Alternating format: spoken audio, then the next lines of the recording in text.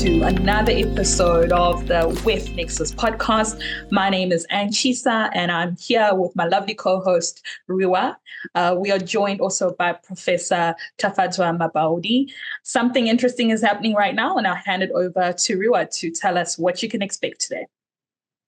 Hello, everyone, and we're swapping things today. Things are different now. You're used to us being the hosts and asking questions to our guests, but today Anne and I will be the guests of Tafadzwa, Dr. Tafadzwa, and we will talk more about this podcast and our reflections from the podcast. It feels good to be on the other side of this podcast, but also interesting to see how it is from this side. So it's a great pleasure being here with you, Dr. Tafadzwa, and I'll give the floor to you. Yeah, thanks very much, Anne and Rewa. I'm also quite excited to be back on the podcast. I think I was first on the podcast, the first episode as your guest, and I'm back now, midway through the first season as your guest, as your host now, actually. Yeah. So it's quite a bit exciting to be here in that capacity.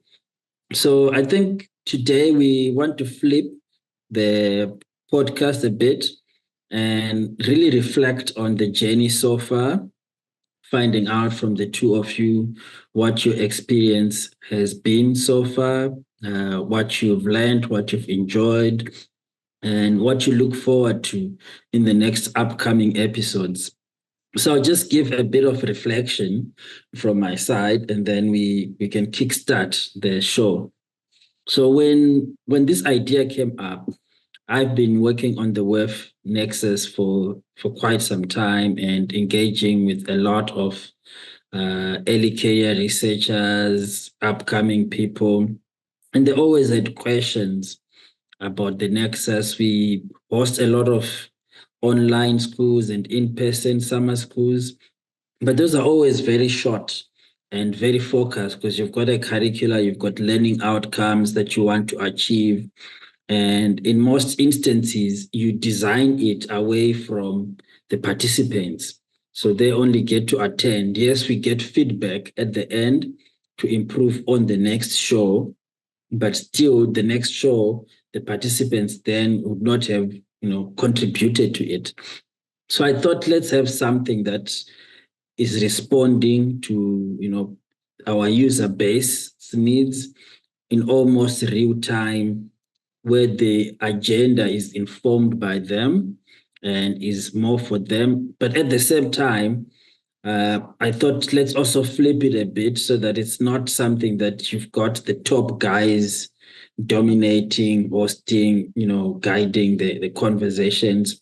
Let's just have it being something for the upcoming people where they can talk freely without any, fear of intimidation, that sort of thing.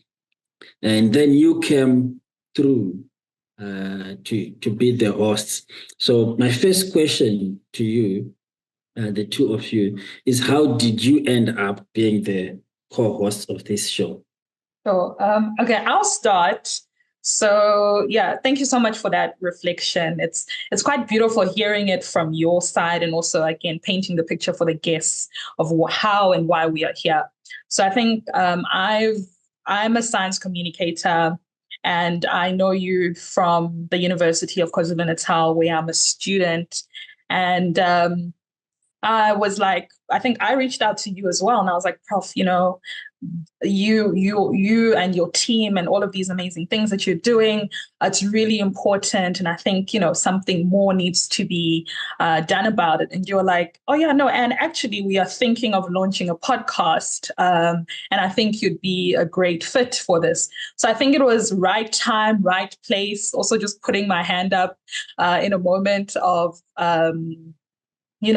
saying, hi, I'd like to help sort of maybe promote the work that you're doing. And it really aligns with my own personal passion in my own work that I do with my podcast, where I amplify Africans in STEM. So this was a bit more nuanced, where we're amplifying the work that's being done, but also, like you rightfully say, just the young researchers. It's not just the big people. So we got to have conversations, and it's been really amazing. I met Rewa, I met Sarah as well, and I suppose it's history, and we are now here. So that's my story. Thank you. And Rewa? That's nice to hear, how it was brought up and what happened actually in the backstage of this podcast. So from my side, my story also started with, looking at this community, if we want to say the WEF Nexus community. It's when I saw Dr. Tafadzwa talking about this community of practice, and I was like, all right, from a person that is more into, the WEF Nexus research, the WEF Nexus governance and management, and also being the Early Canadian Youth Professionals Task Force chair, and having the Water Speaks podcast. It's, bridging these community of practices together. I also reached out to Dr. Tafadzwa, like, oh, this is great what you're doing. Let's see how we can collaborate together and bring this live. And then also with and I knew also Dr. Sarah before, and this is how it was brought up. And then I got to meet Anne, and then just having different perspectives, looking at how we can shape this podcast, who to bring into the episodes, what kind of questions to ask, what can we get out of this? Like, what is the outcome of it? What are we trying to get out of this podcast? Is this thinking of the systems thinking in a form of this nexus, looking at policy and looking at scientific knowledge together, bridging them together to get this kind of dialogue. So it's interesting to see how, with different perspectives, bring something new into this course. So yeah, this was how it starts. And thinking about it now, I'm thinking that community really does connect us together. So we're all coming from different areas of this world, but we have this common passion, if we need to say, or a common place where we met, and then something something was born. So this is the fun part of it. All right, thanks very much, Anne and Rewa. So I picked up 3 things from what you said. The first one is you both stepped up and raised your hands. And when you raised your hands, you pretty much didn't know what you were raising your hands up for. Yeah. But you just stepped up and said, look, there could be something. And, I want to be a part of it, whatever it becomes. I want to be a part of it. I've got ideas and I want to put them on the table. And I think that's a powerful message for a lot of early career researchers, because often, I've seen a lot of young scientists with brilliant ideas, but they don't have that confidence to step up, to raise their hand and just say, I have an idea. And often then things don't happen, mostly because no one raised their hand. Yeah. So I think it's a powerful lesson to our listenership out there that it's important to step up and raise your hand, and you just never know where things can take you. The second part that I got is transformation and the power of inclusiveness and diversity. We talk a lot about inclusion and diversity, but often people don't understand that the actual power of inclusion and diversity is innovation. When you're inclusive and you've got diverse perspectives, you tend to innovate. So this show, I gave a background in the beginning. I just had a very small idea that said, I think a podcast would be good. I didn't have the title. I didn't know about platforms, about production, but anything podcast related. I still don't. But the two of you came on board and you sort of took that little spark and turned it into a big campfire that, we're now all here sitting and reflecting on. And the third part is the power of community, that, opportunities emanate from being part of communities. Because if we all didn't know each other, or if we're not in the same space, which is, the community of practice, the odds of us bumping into each other and having those conversations, random as they were, would have not really happened. So I think, just to summarize, it's good to step up. It's good to be creative. You can amplify small things into big things. So be confident in your ideas. And thirdly, be part of communities, because that's where people meet, that's where people network, and you definitely bump into like-minded people who are going to like your ideas and put time and energy into them. So moving into the second question, uh, what has so far been the most exciting part of the journey for you?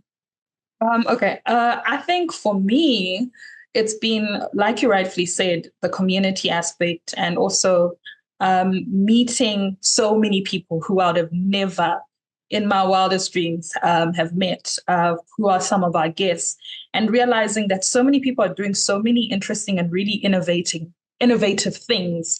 And the fact that we get to chat with them and hear and have dialogue with them is almost a privilege, because some of these people, they are people who we wouldn't have had the access to.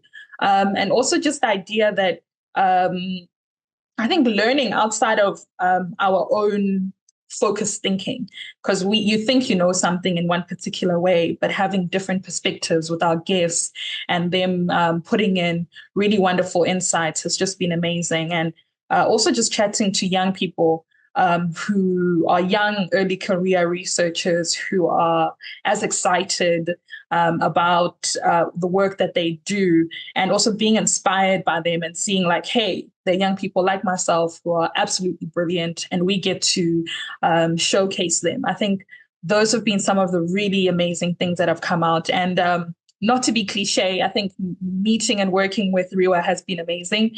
We've developed a really wonderful working relationship, and I would have never met her otherwise. So it's been lovely. It's been lovely getting to know her and her ideas, and we really work well to bounce ideas off each other, because I think most people don't know that we have to, before we get onto the screen with our guests, we have to prep them and interview them, then do research on them and plan. And that's the stuff that goes on between Rewa and I. So we get to sort of make ourselves, like iron sharpens iron. So we might have an idea and then we'll be like, no, this one, maybe we can do it like this. So it's been really, I think that's also been a really wonderful connection for me in my own science communication space as well. Thanks, Anne. And Rewa?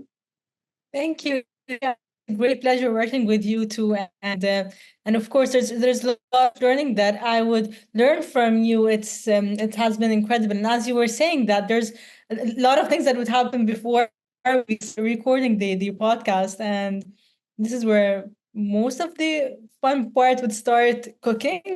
And I would say from also the nice thing or the most exciting things that would happen in the podcast is the ongoing learning experience, because once we're interviewing someone for this specific topic, sometimes we really don't know a lot about this topic, so it brings you more into researching about it and getting to know this topic, wanting to learn more about it in order to be able to converse. So this ongoing learning experience is very, very nice. And something that I realized is getting some people, like they're more, maybe let's say in the research, they've never been on a podcast before, not really, they're used to communicating scientific language, and bringing them into this platform and getting them to simplify their dialogue, how to communicate their very sophisticated work into simpler forms. It has been very, very nice and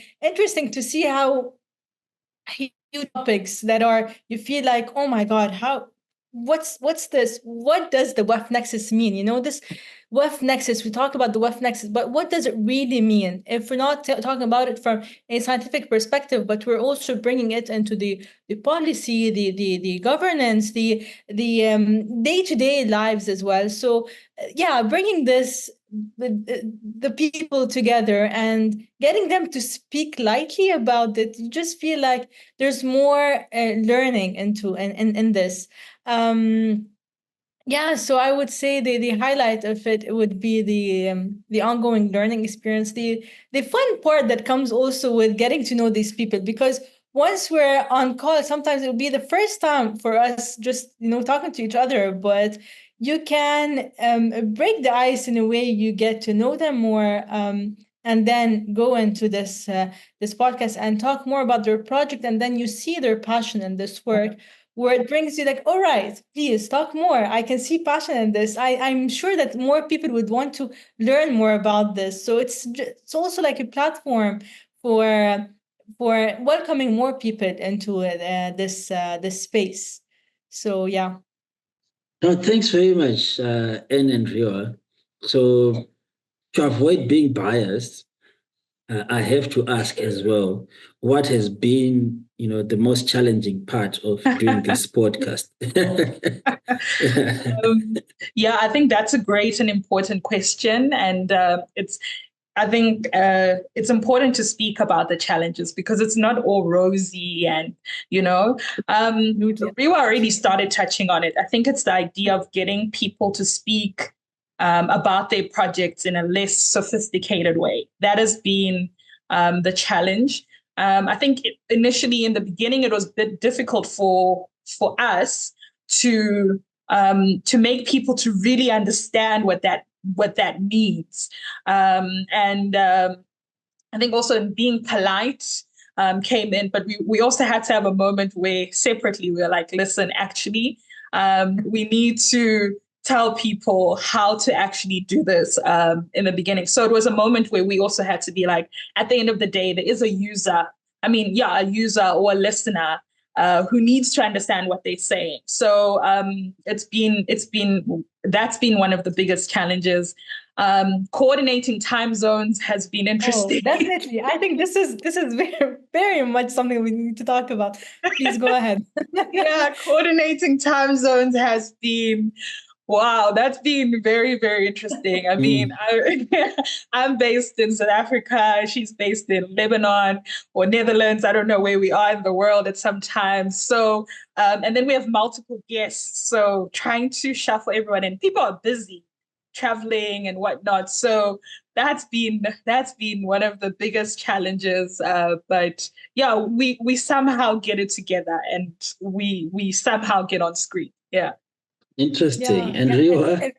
If I like, it's all what Anne said, and if I'd like to add something, is that having this responsibility of communicating this certain topic to the audience. It's not just about asking questions and going straight there. We need to translate this. Whatever the guest is talking, we need to translate this information. So sometimes it's challenging to simplify this knowledge. But it's also I would say this is the interesting part and also challenging part what comes with it. But I would echo everything that Anne just said also about the challenges. Thanks. Interesting. So, like today, Anne is in South Africa, Rewa is in Lebanon, I'm in Canada. Yeah. And I guess we always talk about, becoming global. So in a way, you have become global because you're learning to work across time zones and coordinate with different actors and, people who are always moving around. It's like a puzzle that's always shifting. And then a lot of things in life, when you're managing big multidisciplinary, multi-partner projects, those complexities will always be there. How do you work with stakeholders who are in different places, doing different things, and no one is idle? So how do you make it work? The second part of it is really something that is always a challenge to scientists like myself. because from the time you're in high school and doing science subjects, you are taught to be specific. You are taught to write concisely, use short sentences. You are taught to be authoritative in terms of the language that you use. So you have to use scientific language to demonstrate your subject matter expertise. And that's all fair and fine in the discipline or in the science space. But we don't do science for ourselves and for other scientists. Science is a public good. It's always been there to contribute to societal advancement. So how do you then come out as a scientist? You've done all your work, all your stuff, and how do you share it with ordinary people to say, look, this is what this means. This is how we are trying to improve your lives, responding to these challenges that you face on a day-to-day basis. So I think in a way, it's good for you guys that you are having this experience of translation, and also for our guests who also have to, jump through those loopholes to learn to express themselves in a very different way from how they would on a day-to-day basis. So I'm happy that we're having learning on both sides of the divide.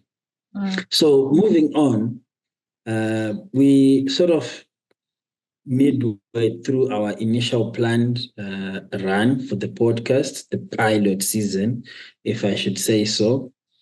What are you looking forward to in the next half of, this first season?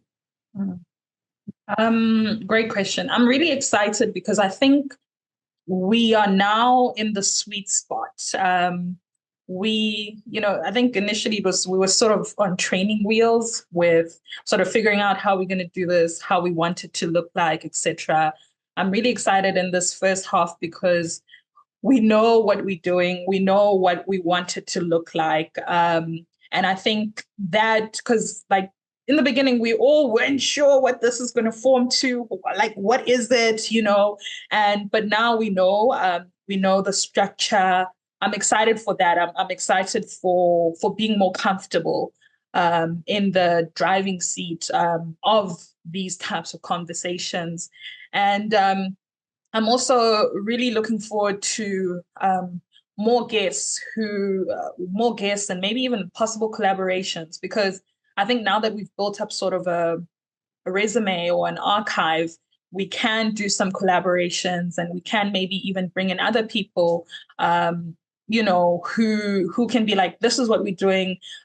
This is why we want you to be part of the show. So I think I'm looking forward to some of those things, and more conversations and more learning. I think with some of the episodes that we are planning, I think one of them I'm really excited about is the idea of gender in the WEF Nexus. This is a thing that I didn't even think was a thing, or maybe just the idea of like some really important, like decolonization. What does that actually mean in terms of science? So like these really nuanced topics that really fit into what we're talking about, because I think initially it was just an introduction, but now we're getting really sinking our teeth into some of these really important conversations that sometimes, like myself, I didn't even know they overlap. So I'm really, really excited for that. Thanks very much. And Rewa?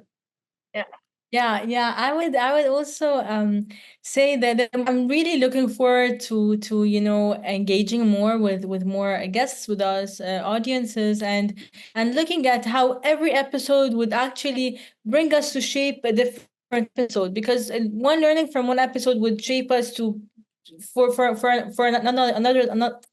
another topic. So yeah, this is what's interesting, because there's an episodes where we learn about something, like Anne said, like decolonization. Like, all right, let's think more into this. What could we, how could we shape the second episode to connect our discussion? So I'm really looking forward what the other episodes would bring up, and really looking forward how we can be more people in the episode, and bringing more also early career researchers with us, or also, early career professionals into the scope, and look at the different dimensions, because we had episodes where we talked about the WEF Nexus as an introduction, and then we brought more into this WEF Nexus the health issue, and then, as Anne's saying now, we have a recording with the gender. So every time we're shaping, we're adding more puzzles into this WEF Nexus bubble, looking at the system as a whole. So I'm really looking forward how we can be joining more into this puzzle, and looking at the bigger picture while meeting new people, getting to know more ideas, and also digging deeper into this podcast. Also, Anne mentioned that we had our first 5 recorded sessions, but this is just, the first 5, and I'm looking for the next 50, maybe, what we'll uncover from there. So yeah, there's a lot of things that you would think about, but then on paper you said, okay, let's just wait a couple of episodes to see where can we reach this. So there are ideas, and I'm looking forward to see them implemented there in these episodes. Oh, thanks. I'm also excited for the next phase, the next episodes, as we really start to broaden the dimensions of the WEF Nexus, and really linking it into people issues like gender, the subjects around decolonization.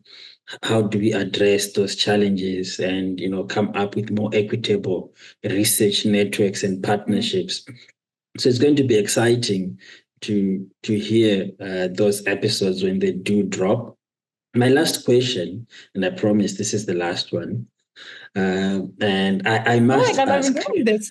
I must ask from my side. Like I said, in Africa, we talk about. There's an old proverb that talks about how a little spark, created fire or burnt a large pile of wood.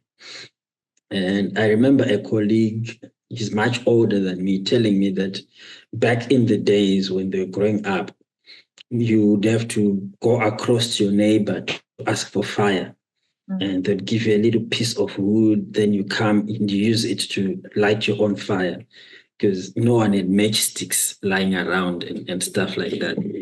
So when I'm reflecting with you, Rewa and Anne, I kind of feel like that situation where there was just a little splinter, with a tiny spark that someone handed to you guys, and you went and started a really big fire, which seems to be spreading now, because, just looking at what you've just said about what's coming up ahead.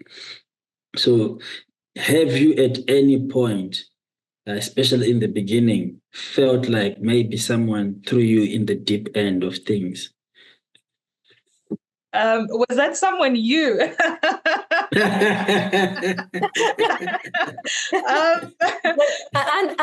if I might say something here, sometimes we throw ourselves somewhere like, yeah. Oh, right, how can we get out now? Let's find a way where we can get out. Yeah. But can go ahead, Anne. You were saying. Yeah, no, I think in the beginning it was because, I had a very shallow understanding of some of the concepts. I think there was a particular one when we were talking about policy. That one, we had Peter, who is a lawyer. So in most cases, I'm used to communicating with other scientists, So there are times where I'm like, whoa, is this like when I'm reading some of the documents, I'm like, what are these policies? Like, I don't even know how we're going to build questions from this. So there were moments, but I think I've started to really understand that comfort zones are places where dreams and ambitions really die. It's really important sometimes to step out, it's been interesting to being forced, because Prof, you'll be like, oh, speak to this particular person, and then we look them up and I'm like, whoa, okay, this person does something completely different. But it's really great because it challenges us to to learn more. And I will say yes, but we are swimming. We have swam. So yeah. Yeah, I would also say that it's just part of the growth, part of learning is just once you know that you don't want to jump there, it's where you will be learning the Yeah. most. So this is where you need to jump and you need to just explore. And there's also episodes where we're talking more about the energy. And in Africa, I don't really have a lot of knowledge in this, but you know giving yourself this confidence that all right, I want to know about this, so you start reading about this and then you ask, and then from question to the question you start linking things together, and then you start understanding things from different perspective. And later, as you said, as we started this episode now together, you said that the place where we start is just by raising your hand and asking. So this is also a way of doing it. If we did not raise our hand and ask, we would not know the answer. It's always to know the answer, you need to ask. So the same thing here, as we brought this podcast, we did not know where it's going, but we asked, okay, how we can do this? Where should we start? How should we start? So these questions that we keep thinking, it's where growth would happen, where magic could start, for formulating, and just more learning could happen. So yeah, sometimes we do this to ourselves. We jump somewhere. Sometimes someone would do this to us, but it's just all in this confidence that all right, I'll go there and see what can I do about this. So this happens, on a it happens. Let me say not frequently, but maybe occasionally. But it's part of this process of learning and exploring, and it's all part of this game. Yeah, just to find No, sorry, Prof. Just to add, I think it also makes us braver. The more we do, the harder things, it makes us braver to do something else and again and again. So yes, I'll end here. I'm really excited to hear your responses, both of you. I would say for my part, I feel really excited and successful because what you two have said in terms of your learning experience, stepping up, the power of collaboration, and building confidence in yourselves and your capabilities that you can do things if you put your mind to it and if you apply yourself. I think it resonates with my ambition and wish for early career researchers, especially in the global south, because often people don't have platforms to come in and express themselves, to build the confidence, and to just know that they can, and to have that opportunity then to be, because it's one thing to think you can. It's another thing to have the opportunity then to translate that into some action and some tangible outputs.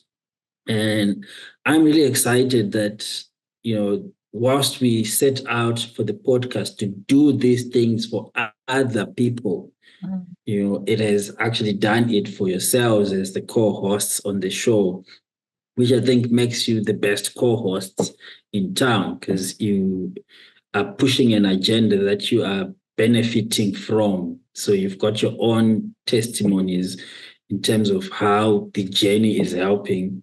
I think it will also help to grow the podcasts even further in terms of what you feel now needs to be added, what other issues need to be dealt with as you become more and more aware, and also really profiling voices and amplifying them from the global south. So I'm really excited. I feel that the future looks bright in your hands. I can disappear again as I did at the beginning. Yeah, so I'm really excited because well, you may be not on screen, but you're always, on the backstage, and we're thankful for the support as well. No, I really appreciate the way you have taken ownership of the podcast and are running with it, and just the way you handle everything, in the way you handle guests, and it's just so amazing for me when I listen, to the podcast and the feedback I get from some of the guests who've come onto the show. And I'm always having emails these days from people who are saying they also want to come onto the podcast. They think they've got something to say and so forth. And that's all because of the job that the two of you have done. So really, congratulations on helming this ship. From my side, from the community, we're excited, we're proud, and we're really looking forward to what you have in store for us in the next part, and the future definitely looks bright. So thank you very much for allowing me to interview the two of you. I'm an amateur in this. I'm usually getting asked questions, so I'm not so good at asking questions myself. I hope I didn't disappoint. So back to you. Yeah, no, thank you so much for the kind words as well. It's been a pleasure working with you. Like Rewa said, even though you're not on screen, you're behind the scenes. And also, even to also take this moment to say thank you to Cindy, who also helps with pushing the show, Cindy Kamane. It's a team effort as well. So thank you so much. And thank you for having us. It was lovely. Like Rewa said, I was almost getting comfortable. Like, okay, this is it's becoming too nice. We really appreciate talking to you and also sharing our experiences. I think it's really good. Sometimes you do something over and over again and you don't realize how far you've gone until you take a moment to look back. So it's been lovely. Yes, thank you so much for thank you so much for your kind words, for your support, and for your trust as well. And it's been a great pleasure, all of this experience while recording and meeting new people, getting, brainstorming together, and of course, meeting backstage with you or with Cindy or also with Sarah. She's not with us here now, but she's also in the backstage, always working with us. So it's been a great pleasure. Thank you so much. And maybe we can take now the time to also thank our audience that are, they're tuning in and also, giving back their feedback. It's nice to hear back from them. And this is where we also know how we can be improving in the future. So yeah, thank you so much for this. Yeah. You're welcome. Yeah. So everyone, it's been lovely. We'll see you next time on our other episode where we take back the reins and we do our job. Goodbye. Bye.